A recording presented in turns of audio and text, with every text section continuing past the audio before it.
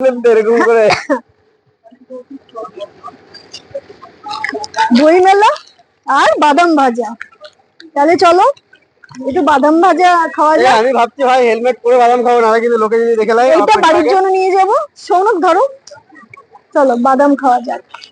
মোটামুটি সবটাই ঘুরলাম, তাই তো? এবার আমি ধরবো, বলো কতগুলো দেখেছো? একটা দুটো তিনটে চারটে পাঁচটা সাতটা নটা। দেখে দেখে একবারে উত্তর দেবো। বলো দেশ পাবলিকেশনটা কোন দিকে? তোমার পিছনে না সামনে না ডান সাইডে না বাঁ সাইডে? দেশ পাবলিকেশন। দেশ পাবলিক, হ্যাঁ, কোন দিকে বলো? আমার হচ্ছে ওটা সামনে না পিছনে না? তাহলে মাথায় আসছে তো, আমার মাথাটা তো ভর্তি হয়ে গেছে রাজমিস্ত্রি কাজ করে করে। আচ্ছা, দেব সাহিত্য কুঠির কোন দিকে বলো? দেব সাহিত্য কুঠির কোন দিকে বলো? কোন দিকে? আমার ডান দিক, বাঁ দিক, পিছন না সামনে? বলো বলো, দেব সাহিত্য কুঠির কোন দিকে? আমার ডান দিকে। হ্যাঁ, আমার ডান দিকে। ঠিক বলেছি, ডান দিকে।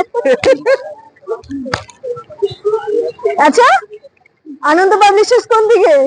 সামনে দিকে। তো চলো সামনে যাই।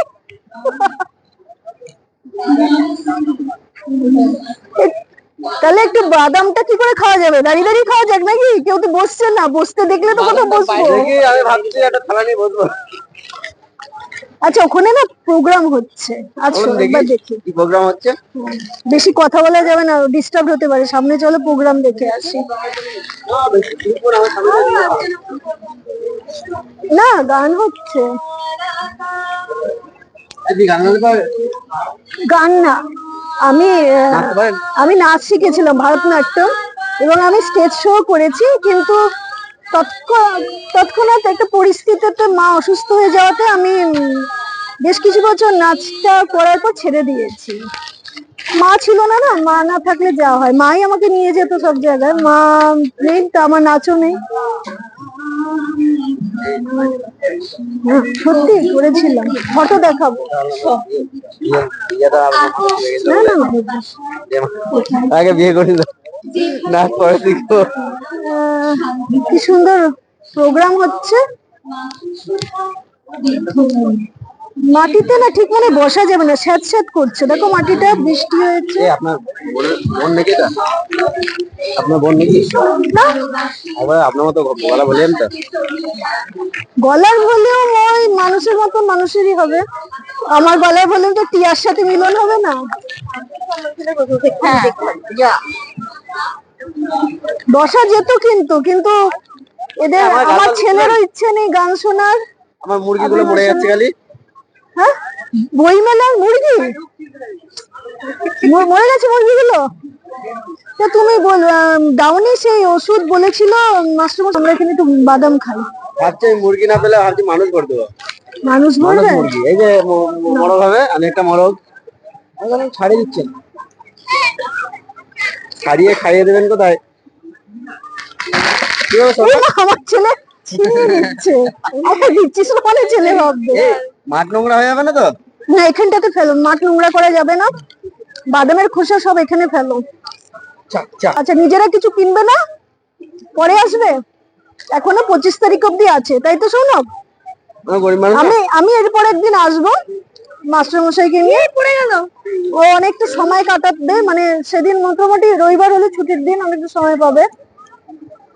একটু না, প্রত্যেকটা বই মানে স্টলে ঢুকে অনেকক্ষণ ধরে বই চেক করে করে দেখে নিতে হয়। এলাম গেলাম ঠিক, এই মেলাতে ঠিক সেরকম না, টাইম দিতে হয়। চলো ধরো এদের কথা। বাদাম খেতে খেতে বেরিয়ে যাবো। আচ্ছা চলো। যাচ্ছি ক্যামেরাম্যানের মতো, আমি ঘুরে যাবো। যাই হোক, বই মেলাতে আমার বাদাম তো পাওয়া গেল। কিছু না কিনে বাদাম কিনেছি। ভুবন বাদ্যকর, ভুবন বাদ্যকর। হ্যাঁ, ভুবন বাদ্যকরের মানে বইটা দেখতে পেলাম তো, ওই জন্য আমরা এখন কাঁচা বাদাম না, এখন ভাজা বাদাম নিয়ে ঘুরে বেড়াচ্ছি। আমাদের বাদাম কাকু নেই না, বাদাম কাকিমা। এই কাকিমা, এই তোমাদের একজন আমাকে কাকিমা বলে না, বলতে পারো কাকিমা কাকিমা, যা পারো বলো, কিছু তো বলো, গালাগালি করো না। এই আমাকে বাদামের গোলা দিচ্ছে। আমাকে ভালোবেসে তোমরা যেমন ইচ্ছে ডাকতে পারো। বাদামের গোলা দিচ্ছে আমাকে খেতে।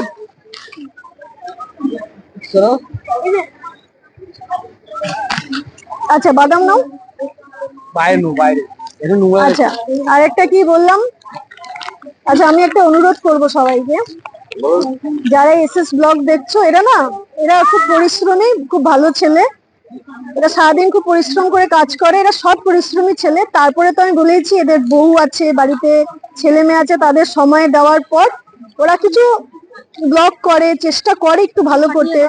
এবার দোষ ত্রুটি থাকতেই পারে, ভুল হতেই পারে, এরা যে একদম প্রফেশনাল ব্লগার তা তো নয়, শুরু করেছে তা নিজের মতো, নিজের ভালোবেসে নিজের মতো কিছু করার চেষ্টা করে। তা আপনারা যারা দেখছেন এবং যারা দেখছো, প্লিজ এটাকে শেয়ার করবে, লাইক দেবে, আর পারলে আরো বেশি বেশি সাবস্ক্রাইব করবে, না হলে এরা নিরাশ হয়ে যাবে। একটা তো উৎসাহ চাই, তাই না, কিছু করার। সাবস্ক্রিপশন না হলে, শেয়ার না হলে, লাইক না পড়লে এরা উৎসাহ হারিয়ে দেবে। তা একটু ব্যাকআপ করার জন্য তো এদেরকে একটু সাহায্য করতে হবে, তোমরা সহযোগিতা করো। আপনি কি আপনার পরিচয়টা কি ভালো করে দেন? আমি আমি জানে সবাই আমি কে। আপনার আমাদের ব্লগে যদি একটু আপনার যেটা বলতেন যে আপনি কি। আমি একজন পেশায় ডাক্তার। এই মুহূর্তে আমি আমার ছেলেকে নিয়ে ব্যস্ত বলে আমার চেম্বারটা কিছু বছরের জন্য বন্ধ রেখেছি, কেননা আমার ছেলেকে মানুষ করতে গেলে আমাকে আমার নিজের প্রফেশন লাইফটাকে কিছুদিন অফ রাখতে হবে। কেননা আমার ছেলে ছোট থেকে একটু খুব সুস্থ তো ছিল না, একটু একটু অসুস্থ, একটু রোগা মানুষ, তাই একে অনেকটা আমাকে টাইম দিতে হয়েছে। আর ডাক্তারি পেশাতে প্রত্যেকটা পেশেন্টকে এবং তার চিকিৎসার জন্য অনেকটা সময় দিতে হবে এবং অনেকটা মানে মাথা খাটাতে হয়। তা হাফ হাফ করে কিছু হয় না, মানে 50-50 করে কিছু হয় না। কনসেন্ট্রেশনটা পুরোপুরি কিছুতে দিতে হয়, সংসার না হলে প্রফেশন। তা আমি দেখলাম যে এই মুহূর্তে ছেলেকে আমার প্রয়োজন, তা আমি এখন ছেলেকে একটু সময় দিচ্ছি। ছেলে বড় হলে আবার আমি আমার প্রফেশনটা নিয়ে শুরু করব। আর তাছাড়া আর কি, এদের বন্ধু, এরা বৌদি, এদের কাকিমা, এদের জেঠিমা, সব যা বলে আমি তাই। আর যদি আর এরা হচ্ছে কি, যদি কেউ আসতে চায় আপনার ডাক্তার দেখানোর জন্য, আমি অনলাইনে আমার পুরনো যারা রুগীরা আছে অনলাইনে আসে, তাদেরকে আমি কনসালটেশন করে দিই, ওষুধ বলে দিই, কিন্তু সেইভাবে একদম প্রত্যক্ষ ভাবে করতে পারি না। বাড়িতে আসে কেউ কেউ, কিন্তু আমি বাড়িতে তো যেহেতু ওরাও জানে পুরোটা সময় আমার ফিক্সড কোনো টাইম নেই বলে হয়তো কেউ আসে চলে যায়, হয়তো তারপরে এলো আমাকে পেলো। যদি আমাদের পরিচিত কেউ আসতে যায়, না নিশ্চয়ই, আমি তো বলেছি এও তো আসে, এও তো আমার একটা পেশেন্ট।